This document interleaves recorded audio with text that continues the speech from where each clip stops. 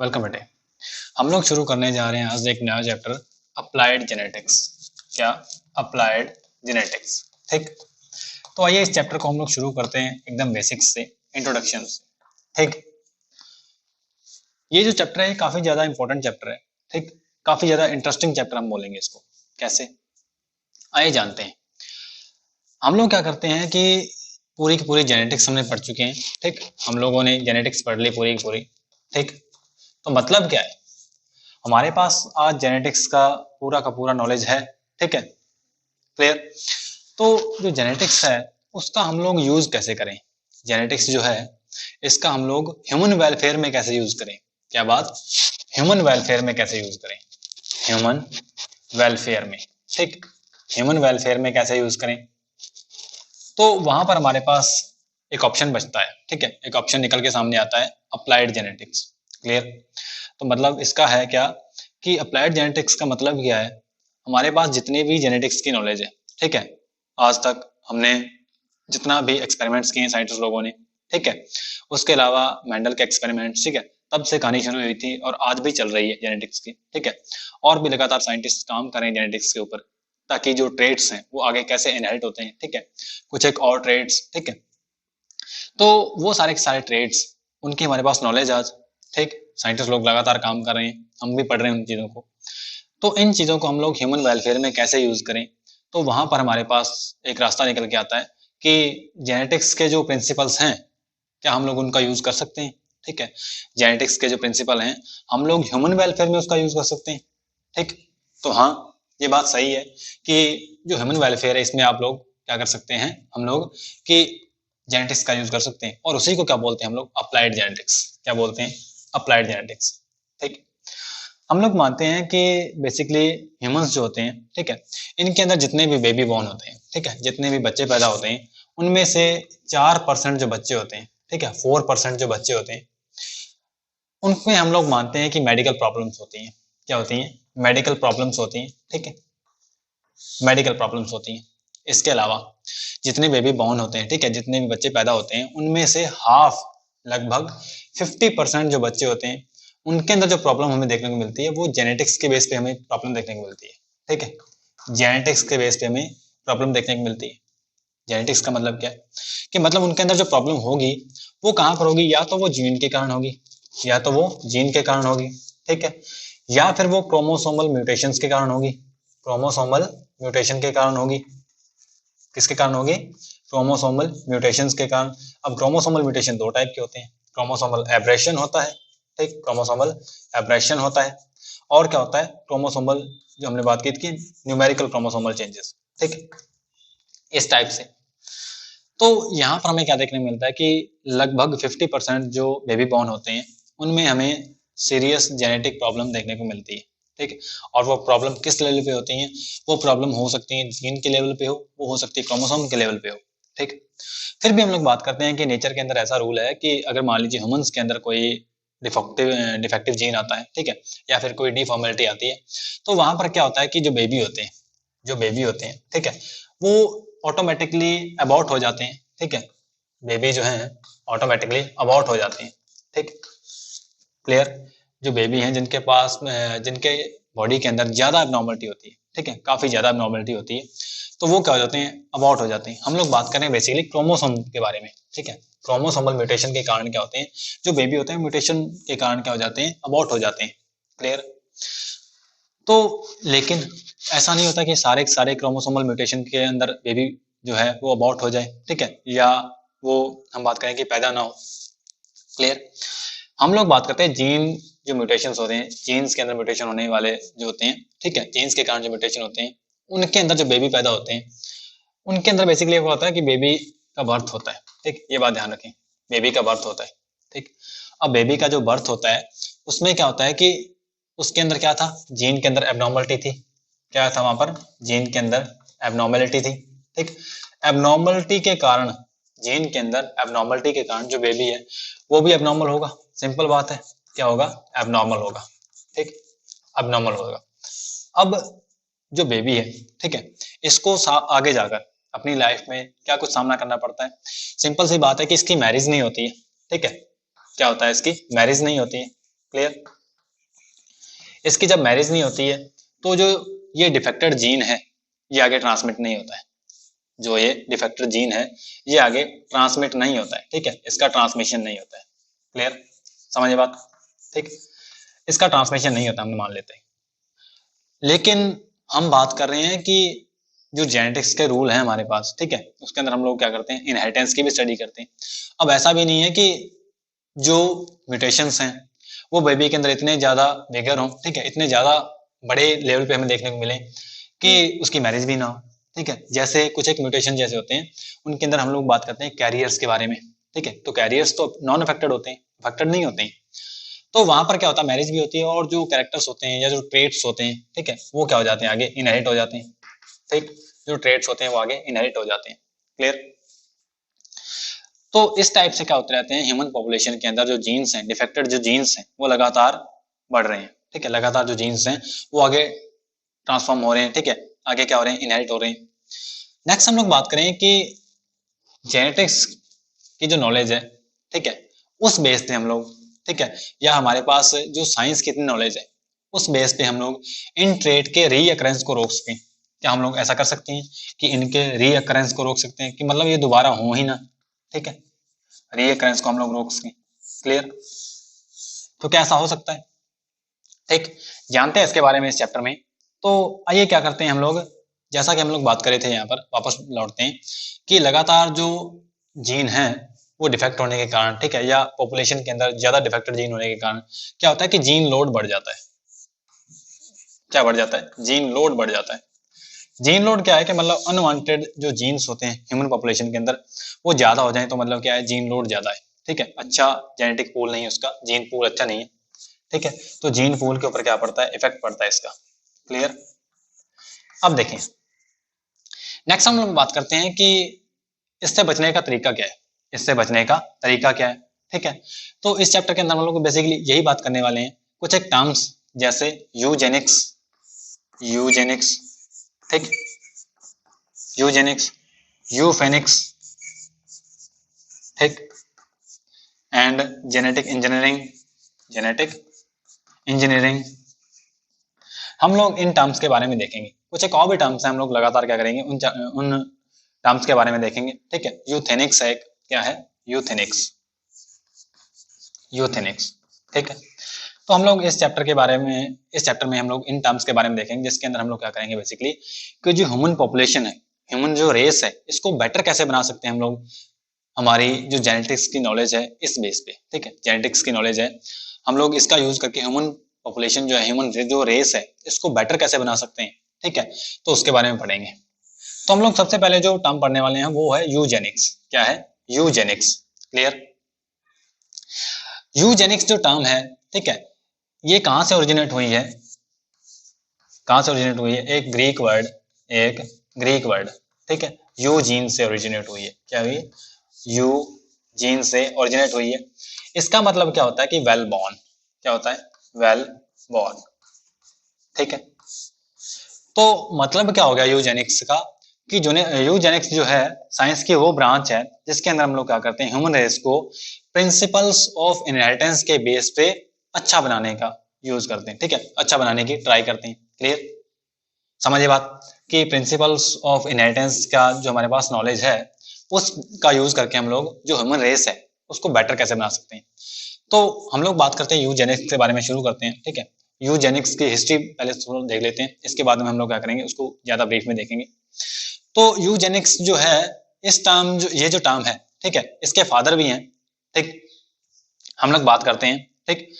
आइए जो यूजेनिक्स है इसकी ब्रीफ हिस्ट्री के बारे में देखते हैं हम लोग, कि सबसे पहले ये माना जाता था पिछली शताब्दी तक, ठीक है, लास्ट सेंचुरी तक ये माना जाता था, लास्ट सेंचुरी तक ये माना जाता था कि जो अच्छे ह्यूमंस हैं, ठीक है, या जो अच्छे बेबी हैं या जो अच्छी प्रोजेनी है वो सिर्फ रॉयल फैमिलीज के अंदर ही होती है।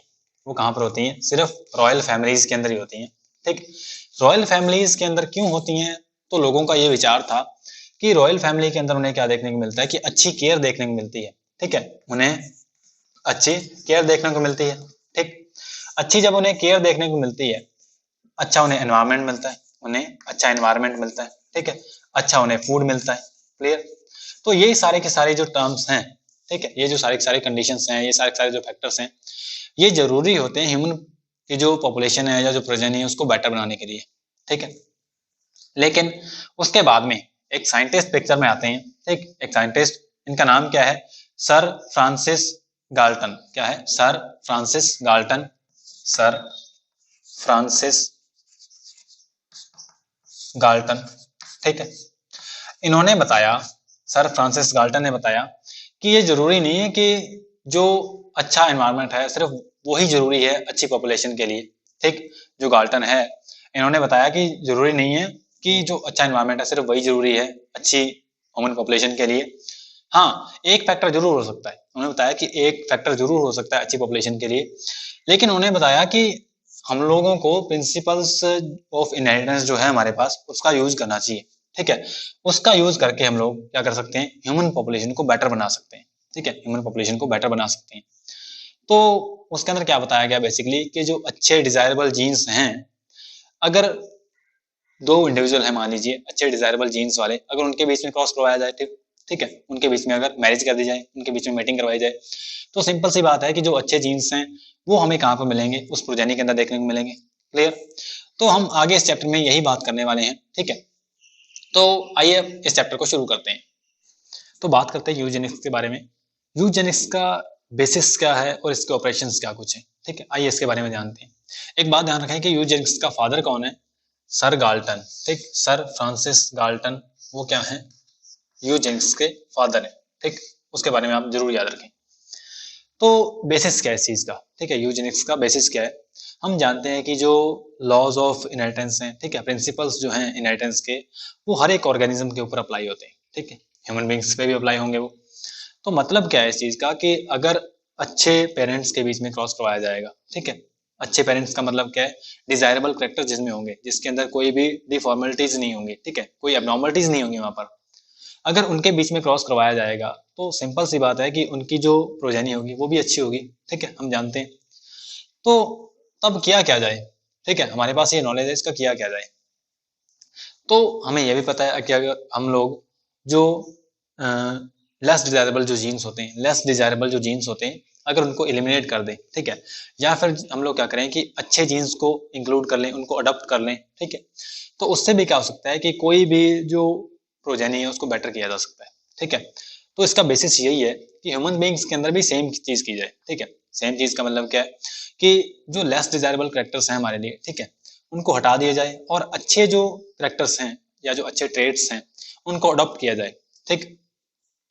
तो उस बेस पे जो यूजेनिक्स है वो दो टाइप की बन जाती है, नेगेटिव यूजेनिक्स और पॉजिटिव यूजेनिक्स। नेगेटिव यूजेनिक्स का मतलब क्या है कि हम लोग चीजों को एलिमिनेट करेंगे यहाँ से, ठीक है, जो लेस डिजायरेबल जो जीन्स हैं, डिफेक्टेड जो जीन्स हैं, उनको हटाना है हमने, ठीक है। किसी भी पॉपुलेशन के अंदर जीन पूल से अगर डिफेक्टेड जो जीन्स हैं उनको हटा दिया जाएगा तो सिंपल सी बात है कि जो प्रोजेनी है या जो पॉपुलेशन है वो अच्छी हो जाएगी, ठीक है, उसकी ब्रीड अच्छी हो जाएगी। एक ये तरीका है, और सेकंड तरीका क्या है कि पॉजिटिव यूजेनिक्स का मतलब क्या है कि जो अच्छे जीन्स हैं उनको अडॉप्ट कर लिया जाए, ठीक है। या तो आप लोग जो लेस डिजायरेबल जो जीन्स हैं उनको हटा दो, एलिमिनेट कर दो उनको, या फिर अच्छे जीन्स को आप अडॉप्ट कर लो, ठीक है। तो आपके पास दो तरीके बच जाते हैं। तो आइए पढ़ते हैं इसके बारे में कि नेगेटिव यूजेनिक्स के अंदर हम लोग क्या कर सकते हैं, ठीक है। एक बात ध्यान रखें, आपसे अपील है कि यहाँ पर आप लोग अच्छा बुरा सही गलत इसके बारे में ना सोचें, आप जजमेंटल ना हो, ठीक। आप लोग सिर्फ पॉसिबिलिटीज को देखें, और अगर जो पॉसिबिलिटीज हैं वो अच्छी हैं, ठीक है, एडवांसमेंट की तरफ है, बेटरमेंट के लिए, तो उनको अडॉप्ट करने में भी कोई हर्ज नहीं है, ठीक है, कोई वहां पर हर्ज नहीं है अगर हम लोग उसको अडॉप्ट करते हैं। तो आइए दिमाग खुला रख के इस चीजों को पढ़ते हैं। तो शुरू करते हैं कि सबसे पहला नेगेटिव यूजेनिक्स का मतलब क्या, हम लोग चीजों को यहाँ पे एलिमिनेट करने वाले हैं। तो यहाँ पर क्या है, फर्स्ट पॉइंट हमारे पास निकल के आता है कि मैरिज रेगुलेशंस, ठीक है। एक बात आप ध्यान सुनिए, अगर मान लीजिए कोई पर्सन है, उनके अंदर क्या है, हेरिडेटरी प्रॉब्लम्स हैं, ठीक, अगर उसकी उसकी जो मैरिज है वो नॉर्मल पर्सन से हो जाती है तो वो क्या है कि वो जो जीन्स हैं वो आगे चले जाएंगे, ठीक है, वो आगे प्रोजेनी में चले जाएंगे, उस अच्छे पर्सन के थ्रू क्या चले जाएंगे, आगे प्रोजेनी में चले जाएंगे, मतलब वो आगे इनहेरिट हो जाएंगे, ठीक, डिफेक्टेड जो जीन है आगे इनहेरिट हो जाएंगे। तो उससे बचने का तरीका क्या है, तो उससे बचने का तरीका यही है कि मैरिज रेगुलेशंस हो, ठीक है, मतलब जो डिफेक्टेड जीन्स के जो इंडिविजुअल्स हैं, ठीक है, उनकी मैरिज ना करवाई जाए, ठीक है, अच्छे पर्सन के साथ में उनकी मैरिज ना करवाई जाए। अगर उनकी मैरिज नहीं होगी तो जो डिफेक्टेड जो जीन्स हैं वो आगे नहीं जा पाएंगे। ठीक है, मैं फिर बोलता हूँ कि यहाँ पर अच्छे बुरे के बारे में ना सोचें, सिर्फ दिमाग खुला रख के इसको पढ़े। ठीक, यहाँ पर हमें जजमेंटल नहीं होना है, क्लियर। हमें सिर्फ पॉसिबिलिटीज को देखना है, हमें संभावनाओं को देखना है कि क्या कुछ हो सकता है।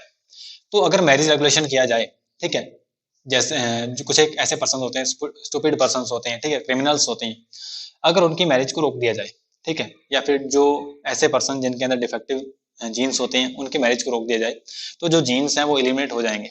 ठीक, नेक्स्ट जो तरीका है वो क्या है, सेग्रीगेशन। सेग्रीगेशन भी सेम ही है मैरिज रेगुलेशन से, लेकिन सेग्रीगेशन के अंदर चेंज क्या है कि आप लोग क्या करें कि जो क्रिमिनल्स हैं, स्टूपिड पर्सन्स हैं, ठीक है, या इस टाइप के जो नेगेटिव पर्सन्स होते हैं, ठीक है, उनको आप अलग रखें। ठीक है, उनको आप अलग रखें। तो अगर उनकी मेटिंग को रोक दिया जाए, ठीक है, ह्यूमंस के बीच में क्या होती है, मेटिंग इन जनरल मैरिज के बाद में होती है। ठीक है, मैरिज ही वो तरीका है जिसके अंदर मैटिंग करते हैं ह्यूमन बींग्स। ठीक है, नॉर्मल कंडीशन की बात करें हम लोग, तो अगर उनको सेग्रीगेट कर दिया जाए, ठीक है, अगर उनको सेग्रीगेट कर दिया जाए डिफेक्टेड जीन्स वाले इंडिविजुअल्स को, तो चांसेस है वहां पर कि जो प्रोजेनी हमें मिलेगी, ठीक है, वो डिफेक्टेड नहीं होगी, क्योंकि हमें पता है कि अगर डिफेक्टेड पर्सन होंगे, डिफेक्टेड पेरेंट्स होंगे, तभी हमें डिफेक्टेड प्रोजेनी मिलेगी। ठीक है, तो आप सेग्रीगेशन कर सकते हैं। ठीक, नेक्स्ट पॉइंट क्या है, स्टेरिलाइजेशन, कि ऐसे इंडिविजुअल्स, ठीक है, जिनके अंदर कोई डिफेक्टिव डिफॉर्मलिटीज हो, एबनॉर्मलिटीज हो, ठीक है, उनको अगर स्टेरिलाइज कर दिया जाए। स्टेरिलाइज करने का मतलब क्या है कि मेल के अंदर वैसेक्टोमी कर दी जाए, ठीक है, और अगर फीमेल है तो वहां पर ट्यूबेक्टोमी कर दी जाए। ठीक है, सिंपल कंडीशन में बोले तो नसबंदी कर दें, ऑपरेशन कर दिया जाए उनका, तब भी क्या है कि वो ऑफस्प्रिंग को पैदा नहीं कर पाएंगे। ठीक है, जब वो ऑफस्प्रिंग को पैदा नहीं कर पाएंगे तो मतलब क्या है कि वो जो डिफेक्टेड जीन्स हैं वो आगे नहीं जा पाएंगे। ठीक, जो डिफेक्टेड जीन्स हैं वो आगे नहीं जा पाएंगे, क्लियर। तो स्टेरिलाइजेशन भी क्या है, एक अच्छा टूल है नेगेटिव यूजेनिक्स के अंदर, ठीक है, चीजों को एलिमिनेट करने के अंदर। नेक्स्ट क्या है कि कंट्रोल ऑफ इमाइग्रेशन। ठीक है, कंट्रोल ऑफ इमाइग्रेशन। इमाइग्रेशन करना का मतलब क्या होता है कि कोई ज्योग्राफिकल एरिया है, ठीक है, उस ज्योग्राफिकल एरिया में जो पर्सन्स रह रहे हैं, ठीक है, उनका एक क्या होगा, जीन पूल होगा।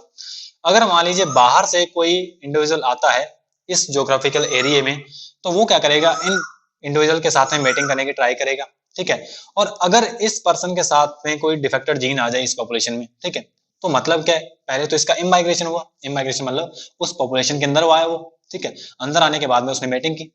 तो मतलब क्या है यहाँ पर कि इमाइग्रेशन को कंट्रोल किया जाना चाहिए। ठीक है, मतलब अगर कहीं पर या किसी ज्योग्राफिकल एरिया में कोई भी पर्सन डिफेक्टेड नहीं है, तो वहां पर इमाइग्रेशन को कंट्रोल किया जाना चाहिए, क्योंकि जो इमाइग्रेंट पर्सन है वो डिफेक्टेड जीन को कैरी कर सकता है। ठीक, नेक्स्ट जो हम लोग बात करें कि बर्थ कंट्रोल। बर्थ कंट्रोल का मतलब क्या है, ऐसा जरूरी नहीं है कि हर एक बंदे को एलिमिनेट कर दिया जाए। ठीक है, इम्प्रैक्टिकल सी बात हो जाती है। तो अगर मान लीजिए दो डिफेक्टेड जीन्स वाले पेरेंट्स जो हैं वो मिल भी गए हैं, ठीक है, दो इंडिविजुअल मिल भी गए हैं, पेरेंट्स बन चुके हैं वो, तो वहां पर ये एक तरीका अपनाया जा सकता है कि बर्थ कंट्रोल वहां पर करवाया जा सकता है। ठीक है, बर्थ कंट्रोल का मतलब क्या है, बर्थ कंट्रोल का मतलब क्या है कि उनको जो ऑफस्प्रिंग है वो कम पैदा करने दी जाए। ठीक है, रेगुलेशंस लगा दी जाए कि जो ऑफस्प्रिंग है वो कम पैदा करेंगे, बच्चे वो कम पैदा करेंगे। ठीक है, इसके कारण क्या होगा कि बच्चे पैदा होंगे डिफेक्टेड जीन के साथ में, लेकिन उनका नंबर कम रहेगा। ये भी एक इंपॉर्टेंट टास्क हो जाता है। ठीक है, अगर डिफेक्टेड जीन के पर्सन बहुत ज्यादा है तो ये क्या है, नेगेटिव बात हो जाती है। लेकिन अगर नेगेटिव जीन वाले जो पर्सन है वो कम है, ठीक है, तो ये उस मामले में पॉजिटिव बात हो जाती है, क्लियर।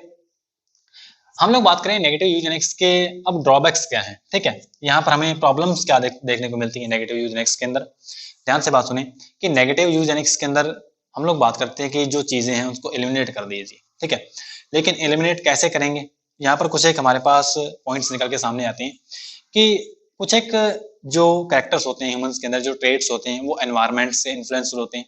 ठीक है, जो कैरेक्टर्स होते हैं या जो ट्रेड्स होते हैं वो एनवायरनमेंट से इन्फ्लुएंस्ड होते हैं। तो वहां पर तो जीन्स का कोई रोल ही नहीं होता है, तो वहां पर कैसे हम लोग नेगेटिव यूजेनिक्स को अपना सकते हैं। ठीक, या फिर हम लोग बात करें कि कुछ एक जो इंडिविजुअल्स होते हैं, ठीक है, उनके अंदर जो डिफेक्टेड जीन होते हैं वो रिसेसिव फॉर्म में होते हैं। रिसेसिव फॉर्म में होते हैं मतलब क्या है कि वो कैरियर्स होते हैं, हम कैरियर्स के बारे में जानते हैं, वो कैरियर है। ठीक है, तो कैरियर में तो हमें वो फिनोटाइप दिखता ही नहीं है। ठीक है, कैरियर के अंदर हमें वो जो डिफेक्टेड हम बात करें कि फिनोटाइप है वो हमें नहीं दिखता है। ठीक है, तो आप उसको एलिमिनेट कैसे करोगे, आप उसको एलिमिनेट कैसे करोगे। तो नेगेटिव यूजेनिक्स के कुछ क्या है, लिमिटेशंस भी हैं। अब हम लोग बात करते हैं कि पॉजिटिव यूजेनिक्स का मतलब क्या है कि जो एक तरफ हम क्या कर रहे हैं कि बुरी चीजें जो हैं, ठीक है, डिफेक्टिव जो जीन्स हैं उनको एलिमिनेट कर रहे हैं। नेक्स्ट चीज हम लोग क्या कर सकते हैं कि जो अच्छे जीन्स हैं, जो अच्छे जीन्स हैं उनको हम लोग क्या कर सकते हैं कि अडॉप्ट कर सकते हैं। उसको बोलते हैं हम लोग पॉजिटिव यूजेनिक्स। क्या बोलते हैं उनको? पॉजिटिव यूजेनिक्स बोलते हैं, ठीक है। पॉजिटिव यूजेनिक्स का अंदर बेसिकली है क्या? ध्यान से बात सुनिए। आपने एक टर्म सुनी होगी जर्म प्लाज्म। जर्म प्लाज्म का मतलब क्या होता है? जर्म प्लाज्म, ठीक है। जर्म प्लाज्म का मतलब क्या होता है कि इंडिविजुअल के अंदर जो गैमीट्स होते हैं बेसिकली उनके अंदर क्या होता है? जर्म प्लाज्म होता है। या फिर हम लोग सिंपल बात करें कि ऑल द डाइवर्स अलील्स, ठीक है, जो भी जितने टाइप के डाइवर्स जीन्स होते हैं, अलील्स होते हैं, जो अगर वो किसी एग के अंदर मिले हमें, ठीक है, या गैमीट के अंदर मिले, तो वो उस पर्सन का क्या हो जाता है? वो उस पर्सन का जर्म प्लाज्म हो जाता है, ठीक। तो आइए बात करते हैं पॉजिटिव यूजेनिक्स के बारे में, ठीक। बेटर सिलेक्शन ऑफ मेट का मतलब क्या है? अगर मान लीजिए दो अच्छे पेरेंट हैं, ठीक है, अच्छे पेरेंट हैं तो उनके जो प्रोजेनी होगी वो भी अच्छी होगी, ठीक है। तो इसका बेसिस यही है कि जो अच्छे पेरेंट्स हैं, ठीक है, उन जिनके अंदर कोई भी जेनेटिक डिफॉर्मेलिटीज नहीं है, उनके बीच में मेटिंग करवाई जाए, ठीक है। उनके बीच में जब मेटिंग होगी तो उनके जो चांसेस हैं कि प्रोजेनी अच्छी होने के वो काफी ज्यादा होते हैं, ठीक। अब ध्यान से बात सुनिए, मतलब उनका जर्म प्लाज्म अच्छा है, ठीक है। तो जब अच्छा जर्म प्लाज्म है तो वो जर्म प्लाज्म आगे कैरी होगा, ठीक है, आगे वो जीन्स कैरी करेंगे, ठीक है, आगे इनहेरिट होंगे। आगे इनहेरिट होंगे मतलब वो उस पॉपुलेशन का जीन पूल बनाएंगे, और जीन पूल अच्छा है तो मतलब क्या है कि उस पर्सन, उस पॉपुलेशन के अंदर जो पर्सन है उसके अंदर कोई भी डिफॉर्मेलिटीज नहीं है, ठीक है। नेक्स्ट हम लोग इसके अंदर रूल अपना सकते हैं कि मोर ऑफस्प्रिंग का, जिन जो पर्सन्स हैं, ठीक है, जो टैलेंटेड पर्सन्स हैं या जिनके पास अच्छे जीन्स हैं, डिजायरेबल जीन्स जिनके पास हैं, उनको इनकरेज करना चाहिए कि क्या करें, ज्यादा ऑफस्प्रिंग पैदा की जाए, ठीक है, ज्यादा ऑफस्प्रिंग पैदा की जाए।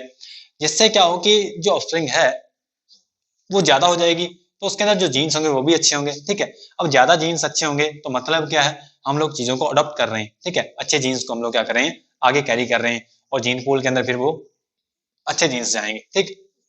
नेक्स्ट जो हम लोग तरीका अपना सकते हैं कि वो क्या है? Early marriage. अर्ली मैरिज के अंदर बेसिस क्या है कि बेसिक हमने बात की थी डाउन सिंड्रोम की, ठीक है। डाउन सिंड्रोम के जो चांसेस हैं वो 40s के बाद में मेल और फीमेल के अंदर ज्यादा हो जाते हैं, ठीक है। अगर मान लीजिए 40s के बाद में अगर कोई पेरेंट्स हैं उनको बेबी होता है तो उसके अंदर चांसेस ज्यादा होते हैं, लगभग 40 में से एक इंडिविजुअल ऐसा जरूर होता है जिसको डाउन सिंड्रोम होता है। तो अगर अर्ली मैरिज कर दी जाए, अर्ली मैरिज का मतलब ये नहीं कि बच्चों की ही मैरिज कर दी जाए, मतलब एक जो अच्छी एज है, ठीक है, लगभग 21 जो है वो पर्सन ह्यूमन की एज होनी चाहिए, ठीक है। और लगभग 18 ईयर्स है वो फीमेल की एज हो, तो वहां पर जो हमें ऑफस्प्रिंग मिलेगी वो अच्छी ऑफस्प्रिंग मिलेगी, ठीक है। उसके अंदर कोई भी डिफेक्टिव फॉर्मेलिटीज नहीं होंगी, एबनॉर्मलिटीज उसके अंदर कोई भी नहीं होंगी, ठीक। नेक्स्ट हम लोग कर सकते हैं कि तरीका जो है आउटब्रीडिंग का तरीका अपना सकते हैं, ठीक। आउटब्रीडिंग का मतलब क्या है? अब देखिए, लगातार जब इनब्रीडिंग होगी, जब लगातार अच्छे जीन्स के बीच में क्या होगा कि हम लोग बात करें कि इनब्रीडिंग करवाएंगे, ठीक है, उन्हीं जीन्स के बीच में क्रॉस करवाते रहेंगे, तो ऐसा नहीं होता कि किसी भी इंडिविजुअल के अंदर कोई भी एक भी जो जीन है वो डिफेक्टेड ना हो, ठीक है। अगर मान लीजिए किसी पर्सन के अंदर एक डिफेक्टेड जीन है, ठीक है, अगर वो रिसेसिव हुआ तो, और अगर वो रिसेसिव हुआ तो अगर उसकी होमोजाइगस कंडीशन आ गई तो वो क्या करेगा? अपने आप को एक्सप्रेस करेगा। जब वो अपने आप को एक्सप्रेस करेगा तो क्या है, मतलब कि जो पर्सन है वो डिफॉर्मिटीज के साथ में पैदा होगा, ठीक है, एबनॉर्मल पर्सन होगा। तो मतलब क्या है कि आउटब्रीडिंग करवाई जाए। आउटब्रीडिंग का मतलब क्या है कि देखिए, अगर ये चीजें जो हैं सारे के सारे ह्यूमन पॉपुलेशन के अंदर होने लग जाएं, ठीक है, तो वहां पर ये चांसेस बढ़ जाते हैं कि जो रिलीजियंस हैं, ठीक है, हमें रिलीजन से ऊपर उठना पड़ेगा पहली बात तो, ठीक है, रिलीजन, ठीक है, सोशलिज्म, ठीक है, सोशल स्टेटस जो है, ठीक है, हम लोगों को उनसे ऊपर उठना पड़ेगा, नेशनलिज्म, इन चीजों से ऊपर उठना पड़ेगा, ठीक है, इस चीज को अडॉप्ट करने के लिए। क्योंकि आउटब्रीडिंग के अंदर हम लोग क्या करते हैं कि लगातार हम लोग बात करें कि क्लोज रिलेशंस के बीच में मैरिज करवाएंगे तो रिसेसिव जीन्स क्या कर सकते हैं, होमोजाइगस कंडीशन में आ सकते हैं और अपने आप को एक्सप्रेस कर सकते हैं। तो इसका तरीका क्या अपनाया जाए? इसका तरीका ये हो सकता है कि अदर कास्ट में, इंटर कास्ट में मैरिज कर दी जाए, क्योंकि उधर भी क्या है, पॉजिटिव यूजेनिक्स को अपनाया जा रहा है, ठीक है। इंटर कास्ट अगर मैरिज कर दी जाती है तब भी जो जीन्स हैं, जो रिसेसिव जीन्स हैं, वो होमोजाइगस कंडीशन में नहीं आएंगे। जब वो होमोजाइगस कंडीशन में नहीं आएंगे तब क्या है कि डिफेक्टिव पर्सन जो है वो पैदा नहीं होगा, ठीक। तो ये होती है आउटब्रीडिंग। नेक्स्ट हमारे पास जो टूल सामने आता है वो है जेनेटिक काउंसलिंग। जेनेटिक काउंसलिंग का मतलब क्या है कि लगातार चेकिंग करवानी चाहिए जो जीन्स हैं उनकी, ठीक है। अगर मान लीजिए कोई, जेनेटिक काउंसलिंग से हमें होता क्या है, जैसे हम लोग क्या करते हैं, रेगुलर चेकअप करवाते हैं, ठीक है, मेडिकल अपने क्या करते हैं हम लोग कि जो डॉक्टर्स होते हैं इनसे रेगुलर चेकअप करवाते हैं, उसी टाइप से जेनेटिक काउंसलिंग भी करवानी चाहिए, ताकि जो आने वाला टाइम है उसके अंदर जो बेबी पैदा होने वाले हैं, ठीक है, या आने वाले टाइम में खुद पर्सन को कितना कंडीशंस जो हैं उसके लिए खराब हो सकती हैं, ठीक है, उसको क्या कुछ बीमारी होने की संभावना है, तो जेनेटिक काउंसलिंग भी क्या है उस चीज में एक अच्छा टूल साबित हो सकती है। नेक्स्ट हम लोग बात कर सकते हैं रिमूवल ऑफ सोशल हिंड्रेंस, ठीक है। सोशल हिंड्रेंस का मतलब क्या है कि क्या होगा कि हम लोग जानते हैं कि हिंदू समाज जो है, सिख समाज जो है, इनमें क्या किया जाता है कि जो गोत्र है, ठीक है, जो गोत्र है इनको टाला जाता है, ठीक है, गोत्र को टाला जाता है। जब मैरिज की जाती है तो गोत्र में शादी नहीं करते हैं, ठीक है। तो वहां पर सोशल हिंड्रेंस का मतलब क्या है, यहाँ पर रिमूवल ऑफ सोशल हिंड्रेंस, कि अगर मान लीजिए एक लगातार पॉपुलेशन है, उसके अंदर लगातार क्या हो रही है, इनब्रीडिंग हो रही है, ठीक है, लगातार इनब्रीडिंग होने के कारण रिसेसिव जो जीन्स है वो होमोजाइगस कंडीशन में आने लगे हैं और अपने आप का एक्सप्रेस करने लगे हैं। तो वहां पर हमारे पास तरीका क्या है कि आउटब्रीडिंग करवाई जाए। और आउटब्रीडिंग कब हो सकती है, जब इंटरकास्ट मैरिज हो। समझ आई बात। जब इंटरकास्ट मैरिज हो तो इंटरकास्ट मैरिज के अंदर हम लोग मानते नहीं है, ठीक है, जो पर्सन है, ठीक है, या जो पॉपुलेशंस होती हैं, लोगों का माइंडसेट ऐसा है कि इंटरकास्ट मैरिज को नहीं मानते हैं, ठीक है, या फिर जो हम लोग बात करें कि जिसको हम बोलते हैं नीची जाति, नीची जाति में भी शादी नहीं करते हैं। तो ये क्या एक टाइप का सोशल हिंड्रेंस है, ठीक है। इन चीजों को हमें मिटाना होगा अगर हमें पॉजिटिव यूजेनिक्स के बारे में सोचना है तो, ठीक। नेक्स्ट है एजुकेशन। एजुकेशन किसी भी देश के अंदर बड़ा चेंज ला सकती है, ठीक है, और पर्टिकुलर इस टॉपिक के अंदर तो ला ही सकती है। कैसे कि जो लोग हैं उनको हमें क्या करना चाहिए, उनको एजुकेट करना चाहिए जीन्स के बारे में, ठीक है, जर्म प्लाज्म के बारे में, अच्छे जीन्स के बारे में, ठीक है। अगर उनके अंदर एजुकेशन होगी इस बात की, तभी वो क्या कर पाएंगे, यूजेनिक्स को अपना पाएंगे, ठीक है। अगर उनके अंदर एजुकेशन ही नहीं होगी तो सोशल हिंड्रेंस को हटाना बहुत ज्यादा मुश्किल हो जाता है, ठीक है। नेक्स्ट हम लोग बात कर सकते हैं जो check of wastage of germplasm. Wastage of germplasm का मतलब क्या है, ऐसा जो जर्म प्लाज्म जिसके अंदर अच्छे जीन्स हो, ठीक है, उसकी वेस्टेज को हमें रोकना चाहिए। वेस्टेज को रोकने का मतलब क्या है कि जो जर्म प्लाज्म है वो पर्सन की एज के साथ में क्या होता रहता है, खराब होता रहता है, ठीक है, डाउन सिंड्रोम के केस में हमने देखा है। इसके अलावा जब पर्सन मर जाता है, ठीक है, जब उसकी डेथ हो जाती है तब वो जर्म प्लाज्म खत्म हो जाता है। तो हम लोग क्या कर सकते हैं, उस जर्म प्लाज्म को स्टोर कर सकते हैं। स्टोर करेंगे कैसे, क्रायो प्रिजर्वेशन कर सकते हैं हम लोग, ठीक है, सीमेन को स्टोर कर सकते हैं, एग्स को स्टोर कर सकते हैं। तो वहां पर क्या होता है कि वेस्टेज नहीं होती जर्म प्लाज्म की, हम लोग उसको क्या कर सकते हैं, प्रिजर्व कर सकते हैं, ठीक। ये भी क्या है, पॉजिटिव यूजेनिक्स के अंदर एक अच्छा टूल है। नेक्स्ट हम लोग बात करें कि एनवायरमेंटल इंप्रूवमेंट, ठीक है। एनवायरमेंट जो है, कोई भी पर्सन हो जिसके अंदर अच्छे जीन्स हो, अगर उनको बेटर एनवायरमेंट मिलेगा तभी वो अच्छे से ग्रो कर पाएंगे। अगर किसी पर्सन के अंदर अच्छे जीन्स हैं लेकिन उसको एनवायरमेंट बिल्कुल भी अच्छा नहीं मिल रहा है, एकदम नेगेटिव एनवायरमेंट मिल रहा है, तो उसके अंदर भी डिफॉर्मिटीज आने के चांसेस जो है वो ज्यादा रहते हैं, ठीक है, एबनॉर्मलिटीज आने के चांसेस ज्यादा रहते हैं।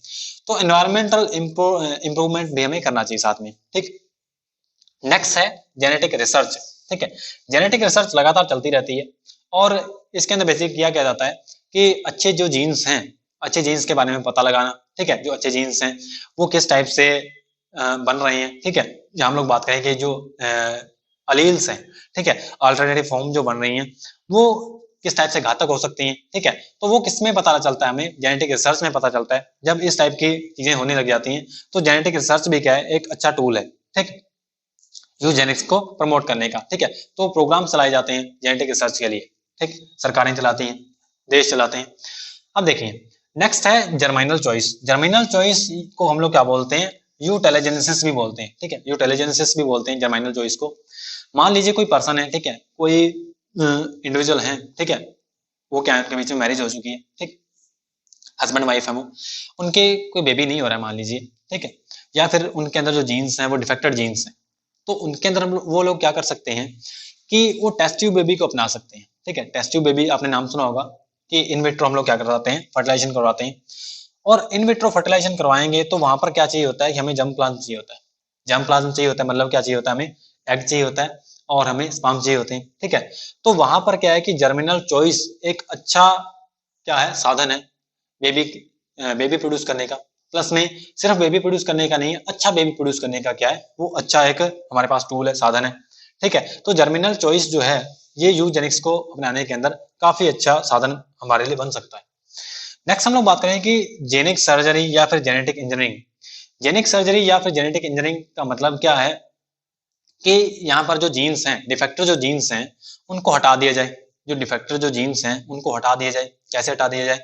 उनको हटा के जो अच्छा जीन है अगर वो इंट्रोड्यूस कर दिया जाए इंडिविजुअल में, तो वहां पर भी काफी सारे हम लोग क्या देखते हैं कि हम लोग क्या करते हैं, काफी सारे एग्जाम्पल देखते हैं वहां पर कि जो प्रॉब्लम आती है, जो एबनॉर्मलिटी होती है, उसको ठीक किया जा सकता है। एग्जाम्पल क्या है? जैसे SCID नाम सुना होगा आपने, ठीक है, सीवियर कंबाइंड इम्यूनो डेफिशिएंसी। इसके अंदर क्या होता है, बेबी जो पर्सन होता है उसका इम्यून सिस्टम काफी ज्यादा वीक हो जाता है, इम्यून सिस्टम खत्म हो जाता है सीवियर कंबाइंड इम्यून डेफिशिएंसी के अंदर। और इसको ठीक किया गया है किससे? जेनेटिक इंजीनियरिंग से। यहाँ पर क्या किया गया, एक जो अच्छा जीन है वो इस, जब हम लोग क्या करते हैं, जब इंडिविजुअल होता है जाइगोट स्टेज के अंदर, उसके अंदर इंट्रोड्यूस कर सकते हैं अच्छा जीन, ठीक है, डिफेक्टेड जीन को हम लोग रिप्लेस कर सकते हैं जेनेटिक इंजीनियरिंग के अंदर। तो ये कुछ एक हमारे पास क्या है, यूजेनिक्स के ऑपरेशन सामने निकल के आए हैं, ठीक है। तो इसके बाद में हम लोग क्या करते हैं, ट्रिपल जीनोम के बारे में बात करते हैं और यूथेनिक्स और यूफेनिक्स के बारे में बात करते हैं। आइए जानते हैं 3 पेरेंट बेबी या फिर ट्रिपल जीनोम के बारे में, ठीक। मैक्सिको के अंदर एक ऐसा केस हुआ जहां पर 3 पेरेंट्स बेबी का बर्थ किया गया, ठीक है। वहां पर एक क्या था कि जॉर्डेनियन कपल था, ठीक, जॉर्डेनियन कपल, जॉर्डन का कपल था, ठीक, जॉर्डेनियन कपल था, क्लियर। तो उनके बीच में जब जॉर्डेनियन कपल ने बेबी का ट्राई किया, ठीक है, तो उनको ये पता चला कि उनमें क्या है, एक जेनेटिक डिसऑर्डर है, ठीक है, एक जेनेटिक डिसऑर्डर है। उसके कारण जो बेबी था उसको क्या हो जाता था, लाई सिंड्रोम हो जाता था। क्या हो जाता था? लाई सिंड्रोम हो जाता था, ठीक। लाई सिंड्रोम के अंदर बेसिकली होता क्या है कि जो ब्रेन है, ठीक है, जो ब्रेन है, इसके अलावा जो नर्व्स हैं, ठीक है, और जो मसल्स हैं, ठीक है, ये डीजनरेट कर जाती हैं, ठीक। तो जॉर्डेनियन कपल ने जब बेबी का ट्राई किया तो बेबी को क्या होता था, डाउन सिंड्रोम, सॉरी क्या होता था इसको, लाई सिंड्रोम होता था, ठीक है। इन्होंने क्या किया, जब बेबी का ट्राई किया तो इनके जब फर्स्ट बेबी पैदा हुआ, जब फर्स्ट बेबी पैदा हुआ, ठीक है, तो उसकी डेथ हो गई, ठीक है, कैसे ना कैसे करके उसकी जो डेथ थी वो हो गई, ठीक है। एक्चुअल में जो बेबी था वो 6 साल की उम्र में मर गया, ठीक है, जो फर्स्ट बेबी था इनका वो 6 साल की उम्र में मर गया, ठीक है, 6 ईयर की एज में मर गया, ठीक। इन्होंने बोला चलो कोई बात नहीं, हम लोग नेक्स्ट नेक्स्ट बेबी को ट्राई करते हैं। तो जो नेक्स्ट बेबी था वो भी क्या हुआ कि 8 मंथ तक ही जी पाया, ठीक है, 8 मंथ तक जी पाया, उसके बाद में वो भी मर गया, ठीक है, 8 मंथ तक ही जिंदा रहा, वो मर गया, ठीक। उसके बाद में क्या हुआ, इन्होंने जब चेकिंग करवाई, ठीक है, काउंसलिंग करवाई, तो इनको पता चला कि इनकी जो कपल के अंदर जो फीमेल थी, फीमेल जो थी, ठीक है, उसके अंदर जो माइटोकॉन्ड्रिया होता है, एक्चुअल में जो फीमेल होती है बेबी पैदा करने के लिए क्या करती है, ओवम को क्या रिलीज करती है, ठीक, ओवम रिलीज करती है, ठीक है। और ओवम में क्या होते हैं, माइटोकॉन्ड्रिया होते हैं, ध्यान से बात सुनिए, ओवम में क्या होता है, माइटोकॉन्ड्रिया होता है, ठीक। तो यहाँ पर बताया गया कि इनके बेबी क्यों मर जाते थे, क्योंकि उनको क्या होता था, लाई सिंड्रोम होता था, ठीक है। और लाई सिंड्रोम का जो जीन है वो कहाँ पर रहता है, वो माइटोकॉन्ड्रियल जीनोम के अंदर रहता है। कहाँ पर रहता है? माइटोकॉन्ड्रियल जीनोम के अंदर, ठीक। तो जो यहाँ पर फीमेल थी, ठीक है, जो फीमेल थी उसके अंदर क्या देखा गया कि जो माइटोकॉन्ड्रिया के अंदर जो जीनोम था उसके अंदर लाई सिंड्रोम का जीन था, ठीक है, डिफेक्टेड जीन था। तो उन्होंने बाद में क्या किया, 3 पेरेंट बेबी को अडॉप्ट किया, ठीक है। उसके अंदर क्या किया गया, बेसिकली डॉक्टर्स ने क्या किया कि जो नॉर्मल कपल जो था, ठीक है, ये जो कपल था जॉर्डेनियन कपल, इसकी जो वाइफ थी, ठीक है, जॉर्डेनियन कपल में से जो फीमेल थी उसका एग लिया, ठीक है, क्लियर। एग लेने के बाद में एक डोनर जो फीमेल थी उसका एग लिया, ठीक है, डोनर फीमेल का क्या लिया, एग लिया।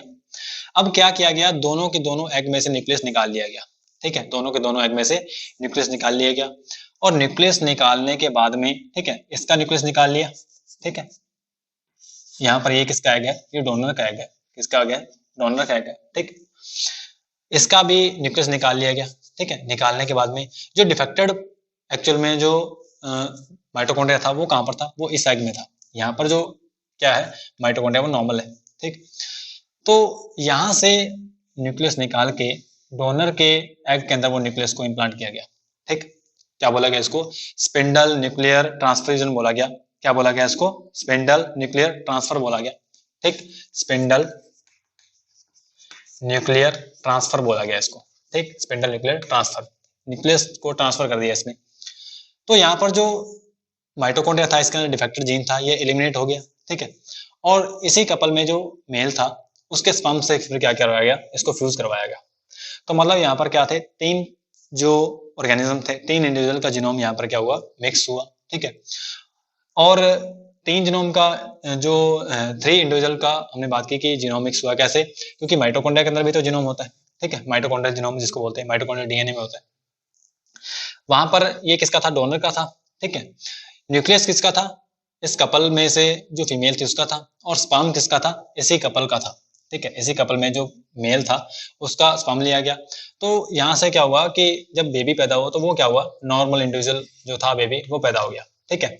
इसको क्या बोला गया, इसको बोला गया जॉर्डेनियन कपल को जब ये बेबी हुआ इसको बोला गया 3 पेरेंट बेबी, ठीक है। तो ये कैसे पॉसिबल हो पाया, क्योंकि यहाँ पर क्या है, यूजेनिक्स के जो लॉज हैं, ठीक है, उसको फॉलो किया गया, ठीक है। यूजेनिक्स के जो प्रिंसिपल्स हैं उनको फॉलो किया गया बेसिकली, तो ये पॉसिबल हो पाया, ठीक। नेक्स्ट हम लोग पढ़ते हैं यूफेनिक्स के बारे में। यूफेनिक्स जो है टर्म, ये कहाँ से निकली है, सॉरी यूथेनिक्स पढ़ रहे हैं पहले हम लोग, यूफेनिक्स को बाद में पढ़ेंगे। यूथेनिक्स जो टर्म है, ये टर्म निकली है यूथेनियो से। यूथेनियो का मतलब क्या होता है, टू थ्राइव, ठीक है। ये टर्म क्या बताती है हमको कि जो अच्छे जीन्स हैं, ध्यान से बात सुने, जो अच्छे जीन्स हैं अगर उन्हें अच्छा एनवायरनमेंट नहीं मिलेगा, अगर उन्हें बेटर एनवायरनमेंट नहीं मिलेगा तो उनका कोई फायदा नहीं है, ठीक है, उसका कोई फायदा नहीं है, क्योंकि एनवायरनमेंट भी क्या है, एक इंपॉर्टेंट रोल प्ले करता है किसी भी इंडिविजुअल के ट्रेट को डिसाइड करने में, ठीक। तो आइए देखते हैं, हम लोग एक एग्जांपल लेते हैं, ठीक। क्या हुआ कि कल हमारे घर में एक बेबी आया, ठीक, काफी ज्यादा मोटा बेबी था, ठीक, काफी ज्यादा फैटी था वो। तो मैंने पूछा कि ये ऐसा फैटी क्यों है, घर वालों से जब मैंने पूछा, ठीक है, तो बोले कि इसकी ना दवाई चल रही है, मुझे घर वालों को पता नहीं था, ठीक है। तो बोले कि इसको क्या प्रॉब्लम हो सकती है, मेरे से ऐसे पूछ लिया घर वालों ने। तो मैंने सोचा कि शायद इसको थायराइड की प्रॉब्लम होगी, ठीक है। मैंने बोला कि इनको शायद थायराइड की प्रॉब्लम होगी, तो उसके अंदर भी क्या हो जाता है कि बेबी जो है फैटी हो जाता है, ठीक, खाता ज्यादा है, और वो खाता भी ज्यादा था। तो वहां पर क्या हुआ कि घर वाले बोले कि ये कोई नई बीमारी है थायराइड, ठीक है, उन्होंने कभी सुना ही नहीं इस बारे में। तो वहां पर क्या पता चला हमें कि जो गांव वाले होते हैं, ठीक है, बेसिकली जो गांव का एनवायरनमेंट होता है, विलेज का एनवायरनमेंट होता है वो एज कंपेयर टू, हम बात करें कि मेट्रोपॉलिटन जो शहर होते हैं, ठीक है, सिटीज होती हैं, उससे बेटर होता है, ठीक है। क्योंकि मेट्रोपॉलिटन जो शहर होते हैं, ठीक है, सिटीज होती हैं, वहां पर पॉल्यूशन बहुत ज्यादा होता है, वहां पर पॉल्यूशन बहुत ज्यादा होता है, ठीक है। वहां पर जो पॉल्यूशन ज्यादा होने के कारण, ठीक है, या फिर हम लोग बात करें कि रेडियो एक्टिव सब्सटेंस वहां पर ज्यादा होते हैं, ठीक है, रेडियो एक्टिव सब्सटेंस वहां पर ज्यादा होते हैं, ठीक है। उसके कारण क्या होता है कि जो इंडिविजुअल्स होते हैं उनके अंदर डिफॉर्मिटीज पैदा हो जाती हैं, उनमें पहले नहीं होती हैं, ठीक है, एबनॉर्मलिटी उनमें पैदा हो जाती हैं, ठीक है। ऐसी एबनॉर्मलिटीज पैदा हो जाती हैं जिनको कि गांव वाले सुनते ही नहीं है, ठीक है, जिनके बारे में जानते ही नहीं है, क्लियर। तो बेसिकली क्या होता है कि यूथेनिक्स का मतलब क्या है, यूथेनिक्स का मतलब यही है कि अगर अच्छा एनवायरनमेंट मिलेगा, अगर अच्छा एनवायरनमेंट मिलेगा, ठीक है, तो जो अच्छे जीन्स हैं वो भी अपने आप को थ्राइव करेंगे। लेकिन अगर अच्छा एनवायरनमेंट नहीं मिलेगा तो जो अच्छे जीन्स हैं वो क्या हो जाएंगे, उनमें भी डिफेक्ट आ जाएगा, ठीक। यूथेनिक्स की टर्म हमको इसी बारे में बताती है। और एग्जाम्पल क्या है कि मेट्रोपॉलिटन जो शहर होते हैं वहां पर हमें डिफॉर्मिटीज, ठीक है, या फिर डिफेक्टेड जो इंडिविजुअल्स वो ज्यादा देखने को मिलते हैं एज कम्पेयर टू विलेज, ठीक है। क्योंकि विलेज का जो एनवायरनमेंट होता है वो एक अच्छा एनवायरनमेंट हम लोग बोल सकते हैं, ठीक है, as compare to metropolitan cities. क्योंकि यहाँ पर क्या होता है, विलेज में जो पोल्यूशन है वो बहुत कम होता है, ठीक है। ऐसी ऐसी बीमारियां जो लोगों ने सुनी नहीं होती, ठीक है, और सुनते भी नहीं क्योंकि उनको होती नहीं है। तो ये था यूथेनिक्स के बारे में। नेक्स्ट हम लोग बात करते हैं यूफेनिक्स के बारे में, ठीक है। यूफेनिक्स, यूथेनिक्स और यूजेनिक्स हम पढ़ रहे हैं। हम लोग यूजेनिक्स को पढ़ चुके हैं, यूथेनिक्स हमने देख लिया है, ठीक है। अब हम लोग बात करते हैं यूफेनिक्स के बारे में। यूफेनिक्स का मतलब क्या होता है, यू का मतलब होता है गुड, ठीक है, या फिर वेल, और फेनियो का मतलब क्या होता है, टू शो फोर्थ, ठीक है। यहाँ पर हम लोग एग्जाम्पल की हेल्प से समझते हैं कि इस वर्ड का मतलब क्या है, ठीक है। यूफेनिक्स का एक्चुअली में यूफेनिक्स हमें क्या बताना चाहता है, तो देखिए एग्जाम्पल लेते हैं हम लोग, जैसे डायबिटीज मेलिटस है, ठीक है। यहाँ पर हम लोग क्या करते हैं, जो डिफेक्टिव जो एबनॉर्मलिटी होती है, ठीक है, उसको जेनेटिक इंजीनियरिंग से ठीक नहीं करते हैं, ठीक है। जो डिफेक्टेड जीन है उसको रिप्लेस नहीं करते हैं, ठीक है। उसके अंदर जो अच्छा जीन है वो नहीं डालते हैं। हम लोग जो बीमारी है उसको ट्रीट करने की हेल्प क्या करते हैं, ट्राई करते हैं। यहाँ पर जो बीमारी है, जो डिजीज है, जो डिफॉर्मिटी है, एबनॉर्मलिटी है, उसको हम लोग ट्रीट करने की तैयारी करते हैं, ठीक है, ट्राई करते हैं, ट्रीट करने की ट्राई करते हैं बेसिकली। जैसे डायबिटीज मेलिटस जो है, ठीक है। डायबिटीज मेलिटस के अंदर क्या होता है कि इंसुलिन की कमी हो जाती है बॉडी के अंदर नॉर्मली, और जो डायबिटीज है बेसिकली ये दो टाइप का होता है, ठीक है, टाइप 1 डायबिटीज और टाइप 2 डायबिटीज, ठीक है, दोनों के अलग अलग कारण होते हैं। तो इन जनरल हम लोग बात करते हैं कि डायबिटीज के अंदर क्या होता है कि इंसुलिन की कमी हो जाती है और बॉडी का जो ब्लड है, ठीक है, उसके अंदर ग्लूकोज का लेवल हायर अमाउंट में चला जाता है।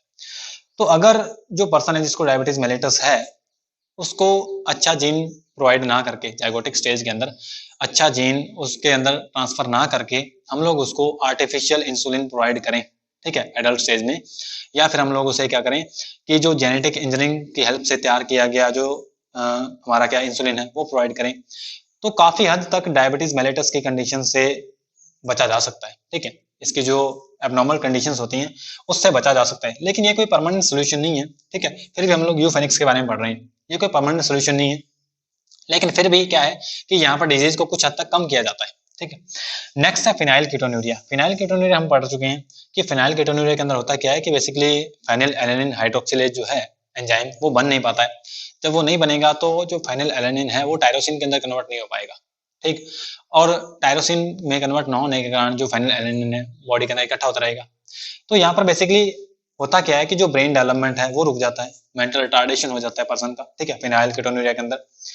तो अगर अर्ली चाइल्डहुड के अंदर, ठीक है, अगर बेबी को छोटी जब वो कंडीशन में होता है, छोटी उम्र में होता है, तब हम लोग अगर उसे फिनाइल जो एलेनिन है, फेलिन एलेनिन जो है ये डाइट में ना दें, ठीक है, तब भी क्या हो सकता है कि इसकी सीवियर कंडीशन से बचा जा सकता है, सीवियर कंडीशन से बचा जा सकता है, फिनाइल कीटोन्यूरिया की सीवियर कंडीशन जो होती है उससे बचा जा सकता है, ठीक। क्योंकि अगर हम लोग फिनाइल कीटोन्यूरिया उस एक्चुअल में फेनिल एलेनिन जो है उसको डाइट में नहीं देंगे तो बॉडी के अंदर खुद ही बनता नहीं है फेनिल एलेनिन, ठीक है, तो इससे भी बचा जा सकता है कुछ हद तक, ठीक है। इसके अलावा जो क्रिटिनिज्म की कंडीशन है ये कब पैदा होती है कि जब थायराइड हार्मोन जो है वो अच्छे से नहीं बनता बॉडी के अंदर, ठीक है, या कम रिलीज होता है, तब क्या होता है एक्चुअली में ब्रेन को डेवलप करने के अंदर, मेंटल डेवलपमेंट के अंदर, ठीक है, या फिर हम लोग बात करें कि लर्निंग पावर जिसके अंदर नहीं होती है उसको हम लोग क्या बोल देते हैं कि क्रेटिनिज्म की कंडीशन हम लोग उसे बोल देते हैं, ठीक है। क्रेटिनिज्म की कंडीशन में होता क्या है कि लर्निंग पावर जो होती है इंडिविजुअल की वो बहुत ज्यादा वीक होती है, ब्रेन डेवलपमेंट होता नहीं है, मेंटल डेवलपमेंट नहीं होता उसका, ठीक है। तो क्रेटिनिज्म की कंडीशन के अंदर बेसिकली होता क्या है कि थायराइड की कमी से ही हो जाता है, ठीक, ये कैसे हो जाता है, थायराइड की कमी से हो जाता है, क्लियर। और अगर हम लोग इसको अगर ट्रीट ना करें तो सेक्सुअल प्रॉब्लम भी देखने को मिलती है, तो सेक्सुअल प्रॉब्लम भी देखने को मिलती है, लेकिन हम लोग इसके डिफॉर्मिटीज के बारे में नहीं पढ़ेंगे अभी, ठीक है। हम लोग बात करें तो अगर इंडिविजुअल को अर्ली स्टेज ऑफ लाइफ में हम लोग अगर थायराइड हार्मोन प्रोवाइड कर दें, ठीक है, तब भी क्या है कि कुछ हद तक इससे बचा जा सकता है, क्लियर।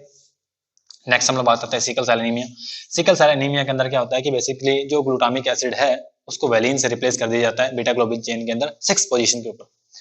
तो वहां पर क्या किया जाता है कि जो एक्चुअल में जिसको ये सिकल सेल एनीमिया होता है तो उसके अंदर जो आरबीसी है वो सिकल शेप हो जाती है, ठीक है। तो हम लोग अगर एग्जामिन करते हैं उसके ब्लड को तो हमें जो आरबीसी देखने को मिलती है वो सिकल शेप देखने को मिलती है, ठीक है, मून शेप हमें देखने को मिलती है इस टाइप से। तो ये बेसिकली है क्या, ये एक क्वालिटेटिव डिसऑर्डर है सिकल सेल एनीमिया जो है, ठीक है, क्वालिटी जो है हीमोग्लोबिन की वो डाउन हो जाती है।